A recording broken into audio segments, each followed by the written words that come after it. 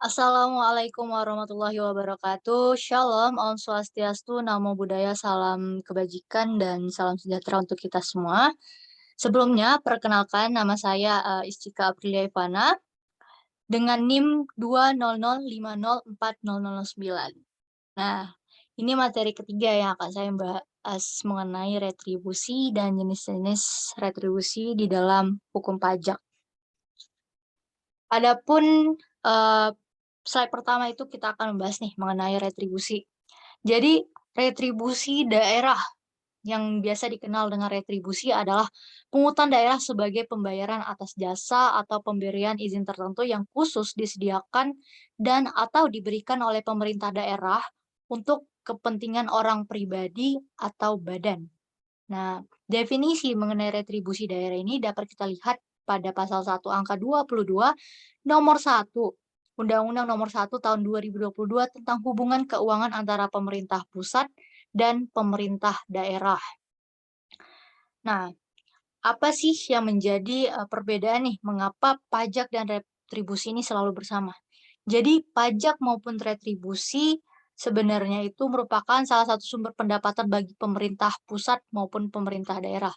Untuk retribusi daerah sendiri ini merupakan yang memang dinaungi oleh daerah.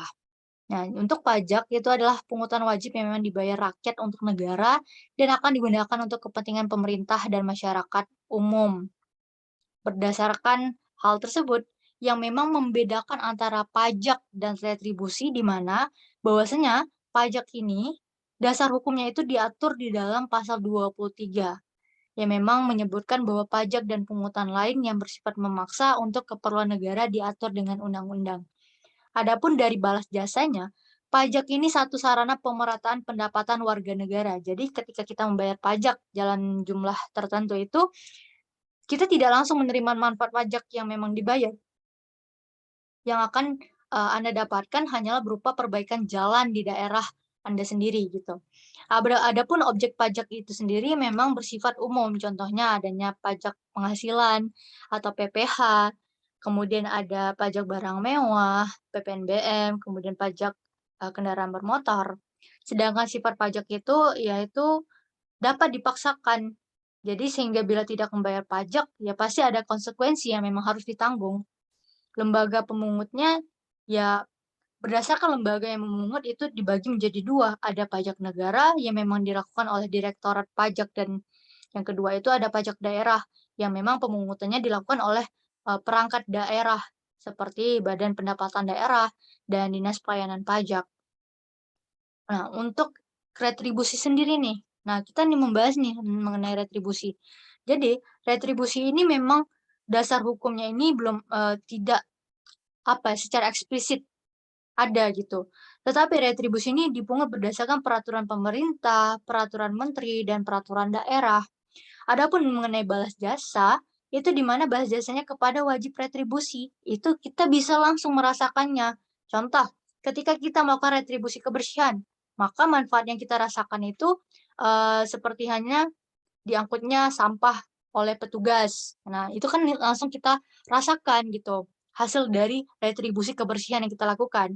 Kemudian dari objek retribusinya, di mana orang atau badan yang memang menggunakan atau mendapatkan jasa atau izin yang memang diberikan oleh pemerintah.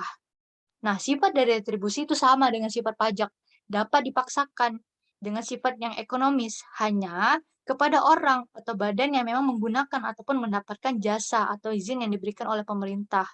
Nah, lembaga pemungutnya itu ialah pemerintah daerah.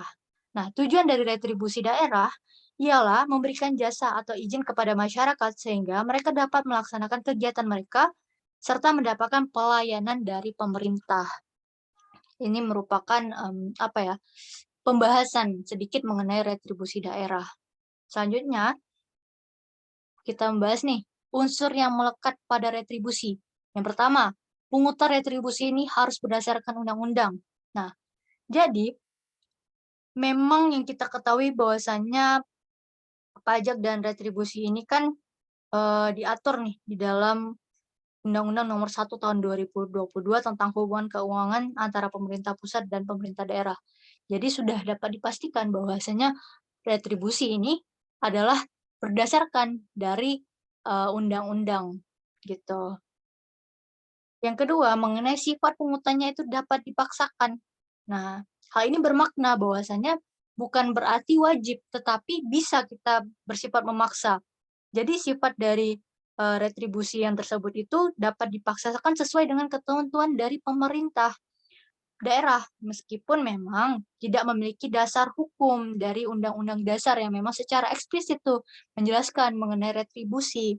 Namun, pemungutan retribusi dapat bersifat memaksa atau dipaksakan karena sifat ekonomis yang hanya dapat diberikan kepada orang atau badan tertentu yang memang menggunakan jasa atau izin. Berbeda dengan pajak yang bersifat sangat memaksa karena pajak ini kan untuk tujuan bersama gitu, untuk tujuan umum gitu, karena pajak juga terdapat pajak pusat dan pajak daerah. Dan yang ketiga, pemungutannya dilakukan oleh negara melalui pemerintah daerah. Nah, sejatinya adanya pemberian hak otonomi kepada masing-masing daerah untuk diberikan kewenangan dalam membuat peraturan daerah dan peraturan kepala daerah secara otonom, termasuk peraturan di bidang pajak daerah dan retribusi daerah. Dengan demikian, tampak jelas nih bahwa secara normatif Perda itu apa ya, bukan Perda, maaf, pemerintah daerah itu memiliki kewenangan untuk menggunakan diskresi, baik dalam bentuk kebebasan mengambil kebijakan dan kebebasan menggunakan pertimbangan, menjelaskan norma undang-undang, ataupun Perda yang memang bersifat samar, menentukan ataupun menetapkan fakta-fakta. Nah, ini adanya sebuah kepentingan terkait dalam urusan pajak dan retribusi daerah, sehingga pemungutannya dapat dilakukan oleh negara melalui pemerintah daerah. Nah, kemudian yang keempat ini adalah digunakan untuk pengeluaran bagi masyarakat umum. Ketika membahas nih mengenai pengeluaran bagi masyarakat umum, maka kita lihat bahwasanya retribusi ini untuk sebuah tujuan kepentingan dan kemanfaatan umum yang memang dinikmati oleh orang atau pribadi. Orang ataupun orang ataupun pribadi ataupun badan, itu dapat dikategorikan sebagai masyarakat umum. Ketika mereka melakukan retribusi, maka mereka mendapatkan apa yang memang, dirasakan langsung gitu dari retribusi yang mereka lakukan. Kemudian yang terakhir ada kontraprestasi atau imbalan langsung dapat dirasakan oleh pembayar retribusi. Yang telah saya jelaskan, ketika kita melakukan retribusi kebersihan, maka kita mendapatkan imbalan langsung gitu. Adanya kebersihan, apa ya, pemungutan sampah yang dilakukan oleh petugas. Inilah yang menyebabkan, kita harus melakukan, apa ya, pembayaran dalam retribusi daerah, gitu. Nah, selanjutnya kita akan membahas nih mengenai apa ya, subjek retribusi. Nah, kita sudah menjelaskan mengenai unsur yang melekat dari retribusi, definisi dari retribusi, maka kita akan menjelaskan lagi mengenai subjek dari retribusi. Nah, subjek dari retribusi itu ada orang pribadi dan badan. Nah, tidak semua orang pribadi dan badan ini mendapatkan retribusi, apa ya, mendapatkan kontraprestasi secara langsung. Karena yang menjadi catatan ialah orang pribadi atau badan yang memang menikmati pelayanan barang dan jasa dan atau perizinan, di mana orang pribadi dan badan ini menggunakan mereka. Ketika mereka menggunakan, maka mereka mendapatkan atau imbalan langsung gitu. Ini merupakan subjek dari retribusi. Nah, selanjutnya kita akan membahas mengenai wajib retribusi. Jadi orang pribadi atau badan yang menurut peraturan perundang-undangan diwajibkan untuk melakukan pembayaran retribusi, termasuk pemungut retribusi tertentu. Hal ini kita bisa lihat pada pasal 1 angka 26 Undang-Undang Nomor 1 2022 mendefinisikan mengenai wajib retribusi. Jadi wajib retribusi ini meliputi orang pribadi atau badan yang menggunakan atau menikmati pelayanan barang, jasa, dan atau perizinan. Ini merupakan ruang lingkup dari wajib retribusi. Nah, objek dari retribusi itu sendiri, yang pertama, adanya penyediaan atau pelayanan barang dan atau jasa dan pemberian izin tertentu kepada orang pribadi atau badan oleh pemerintah daerah.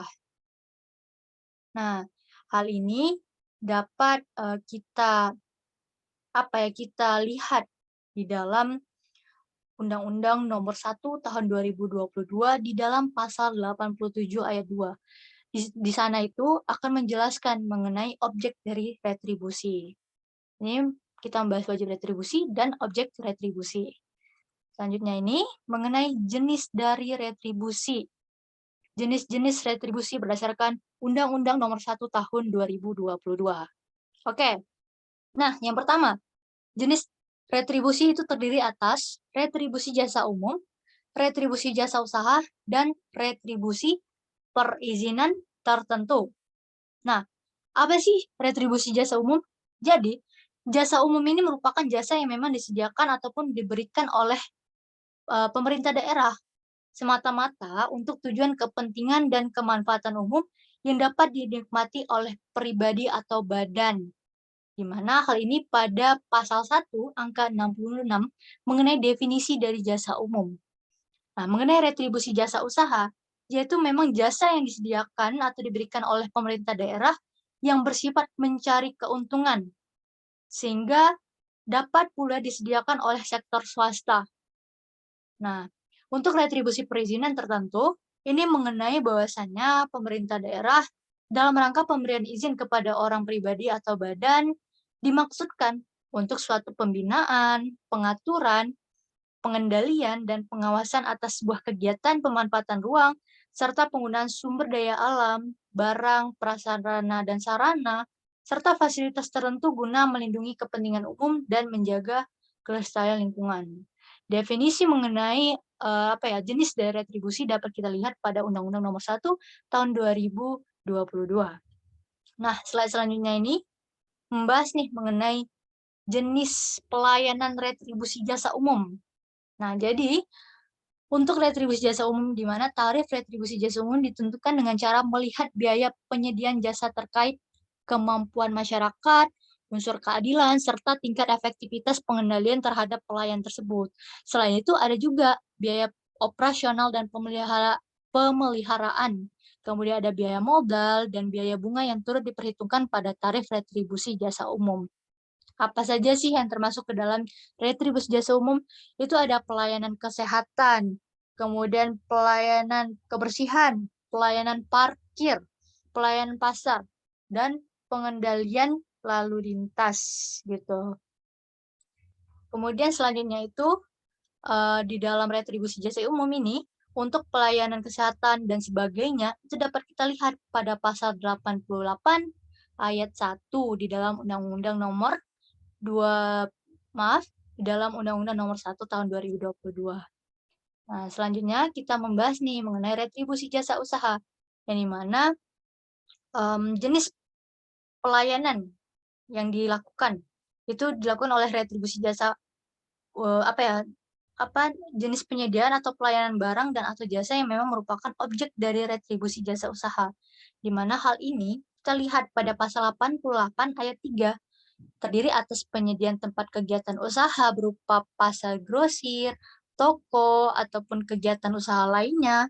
Yang kedua, penyediaan tempat pelelangan ikan, ternak, hasil bumi, ataupun hasil hutan. Kemudian penyediaan tempat khusus parkir di luar badan jalan, penyediaan tempat penginapan ataupun villa, dan yang terakhir, adanya pelayanan rumah pemotongan hewan ternak. Ini termasuk ke dalam retribusi jasa usaha. Adanya jenis penyediaan, jasa, barang, dan atau pelayanan gitu. Nah, selanjutnya ini yang terakhir, kita akan membahas nih mengenai retribusi perizinan tertentu, di mana pada pasal 88 ayat 4 mengenai jenis pelayanan pemberian izin, ini merupakan objek retribusi perizinan tertentu, di mana pertama itu adanya pelayanan jasa kepelabuhan, kemudian pelayanan tempat rekreasi, pariwisata dan olahraga, pelayanan penyeberangan orang atau badan, seperti bandara, dermaga gitu. Kemudian, seperti dermaga, kapal pelabuhan. Yang keempat, penjualan hasil produksi usaha pemerintah daerah. Dan terakhir, pemanfaatan aset daerah yang tidak mengganggu penyelenggaraan tugas. Nah, pada poin mengenai permasalahan di dalam fungsi perangkat daerah yang memang tidak mengganggu penyelenggaraan tugas, itu Dimaksudkan bahwasanya memang fungsi organisasi dia tidak mengganggu penyelenggaraan tugas dan fungsi organisasi perangkat daerah dan atau bentuk optimalisasi aset daerah dengan tidak mengubah status kepemilikan sesuai dengan ketentuan peraturan perundang-undangan. Ini yang dimaksud dalam pemanfaatan aset daerah yang memang tidak mengganggu penyelenggaraan tugas gitu. Selanjutnya itu membahas mengenai retribusi perizinan tertentu. Nah, di dalam retribusi perizinan tertentu ini, di mana adanya persetujuan pembangunan gedung, penggunaan tenaga kerja asing, dan pengelolaan pertambangan. Nah, apa sih yang dimaksud dengan pengelolaan pertambangan rakyat? Jadi, di mana usaha pertambangan rakyat setempat secara kecil-kecilan dan dengan luas wilayah yang sangat terbatas ini meliputi sebuah tahap kegiatan penyelidikan umum, eksplorasi, eksploitasi pengolahan, dan pemurnian serta pengangkutan dan penjualan.